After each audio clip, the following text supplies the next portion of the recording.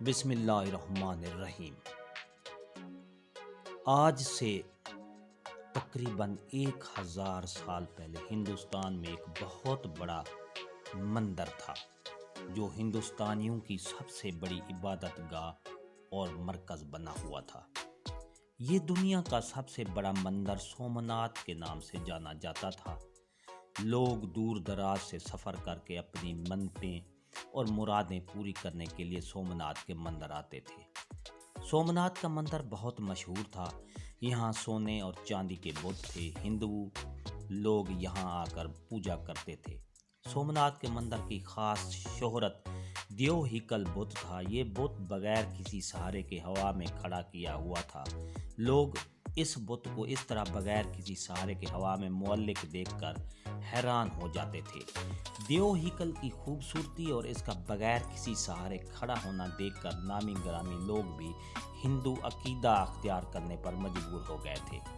لوگ دوسرے ممالک سے سفر کر کے سومناتھ کے مندر میں آتے اور اس بڑے وزنی بت کو بغیر سہارے کے ہوا میں معلق ہوئے دیکھتے تو اس کو سجدہ کرنے پر مجبور ہو جاتے۔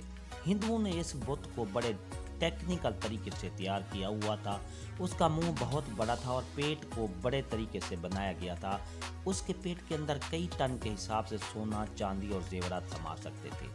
خاص بات یہ تھی کہ اس خاص بات کی کمر پر ایک دروازہ بنایا گیا تھا۔ ہندو پنڈتوں نے اس بت کو بہت بڑا کمائی کا ذریعہ بنایا ہوا تھا۔ جو لوگ یہاں آتے تو پنڈت ان کو کہتے کہ ان دیو ہیکل بت کو سونا، چاندی اور پیسے ہدیہ کرو گے تو تمہاری ساری مشکلات ختم ہو جائیں گی۔ لوگ اس بت پر بڑا یقین رکھتے تھے۔ وہ اپنا سونا، چاندی اور بے شمار دولت اس کے منہ کے ذریعے پیٹ میں داخل کر جاتے تھے اور پکا یقین رکھتے تھے کہ دیو ہیکل ہماری مشکلات ضرور حل کر دے گا۔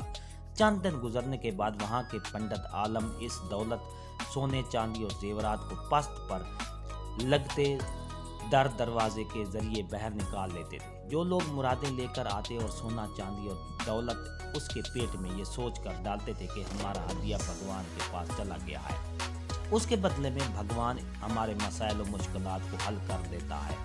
ہندوستان پر 17 حملہ کرنے والے مسلمانوں کے مشہور فاتح سلطان محمود غزنوی کو جب ہندوؤں کے اس عقیدے کے پتہ چلا کہ سومناتھ کے مندر میں ایک بت ہوا میں معلق ہے جسے دکھا کر وہ لوگوں کو اپنے عقیدے میں داخل کرتے جا رہے ہیں، سلطان نے یہ فیصلہ کیا کہ وہ اس مندر کو فتح کر کے ضرور اس بت کو دیکھے گا کہ یہ بت کیسے ہوا میں معلق بغیر کسی سہارے کے کھڑا ہوا ہے۔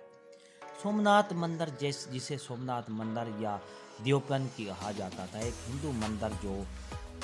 ہندو مندر جو بھرپاس پن کے واقع ہے۔ یہ ہندو کے مقدس ترین یاتریوں میں سے ایک ہے اور اسے شیو کے 12 جیوترلنگوں میں پہلا سمجھا جاتا ہے۔ کئی مسلم حملہ آور اور حکمرانوں کی طرف سے بار بار تباہ ہونے کے بعد اس مندر کو ماضی میں کئی بار دوبارہ تعمیر کیا جا چکا ہے۔ یہ واضح نہیں ہے کہ سومناتھ مندر کا پہلا ورژن پہلی صدی کے آغاز سے 9 صدی تک کب بنایا گیا تھا۔ مندر کی تاریخی مورخین کے درمیان بہت زیادہ تنازعات کا موضوع رہی ہے۔ خیر، سلطان محمود غزنوی علاقوں کو فتح کرتا ہوا اس مندر تک پہنچا۔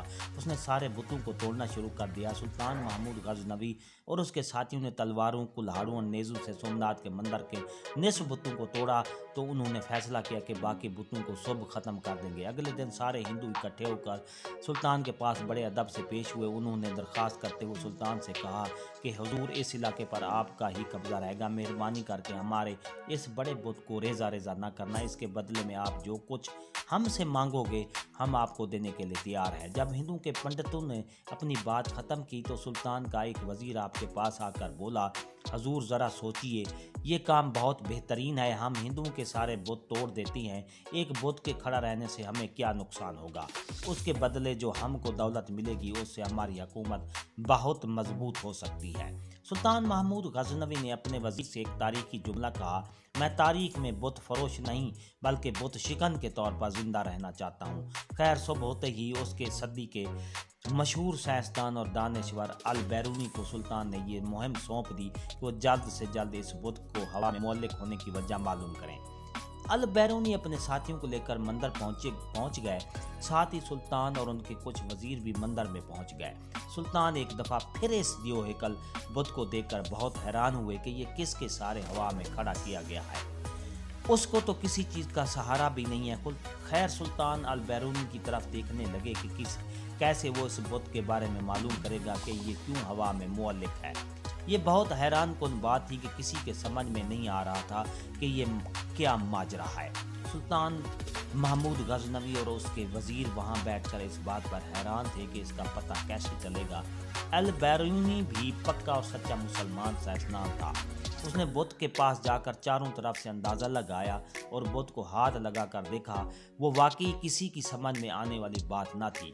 البیرونی نے بڑے غور و فکر کے ساتھ اس کا اندازہ لگایا اور اس کی سمجھ میں آ گیا کہ ہندو پنڈت کسی طرح لوگوں کو بے وقوف بنا کر مال لوٹ رہے ہیں۔ البیرونی بڑے ادب کے ساتھ مسکراتا ہوا سلطان کے پاس آیا اور کہنے لگا، جناب محترم، اس بت کی دائیں طرف والی دیوار کے اوپر والی اینٹیں نکال دی جائیں تو سب اس راز کو سمجھ جائیں گے۔ سلطان محمود غزنوی بھی کافی دیر سے اس کی تحقیق کر رہا تھا۔ اسی وقت وزیر کو حکم دیا کہ البیرونی کی بات پر عمل کیا جائے۔ جیسے ہی دائیں جانب والی اینٹ کو اکھاڑا گیا تو بت بائیں طرف تھوڑا سا جھک گیا۔ بت کو ابھی گرایا نہیں تھا کہ سلطان محمود غزنوی نے البیرونی سے حیران ہوتے ہوئے پوچھا، آپ اس تحقیق تک کس طرح پہنچ گئے ہو؟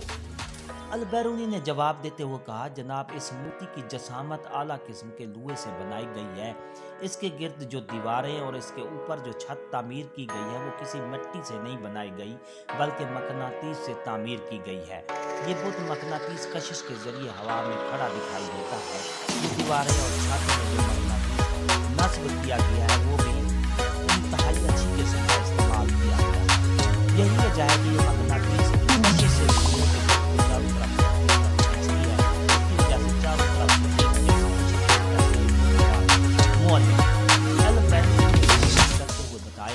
اس سمندر میں ہوا بھی اس طرح کی داخل کی گئی ہے جو اس بت کو نیچے گرنے سے محفوظ رکھتی ہے۔ اس طرح البیرونی نے پردہ فاش کر دیا۔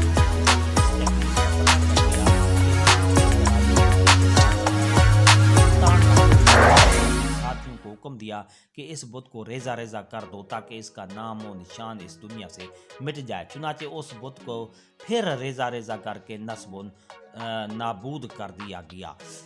ڈیئر ناظرین، ہماری یہ ویڈیو پسند آئی ہے تو لائک کریں، سبسکرائب کا ریڈ بٹن آپ کے بالکل سامنے ہے، اس کے ساتھ ہی بیل آئیکن کا بٹن ہے، جب آپ اس کو پریس کرتے ہیں تو ہماری ویڈیو کا نوٹیفیکیشن جلدی اور آسانی سے آپ کو مل جاتا ہے۔ اس سے آپ کا اور ہمارا رابطہ ہمیشہ قائم رہتا ہے۔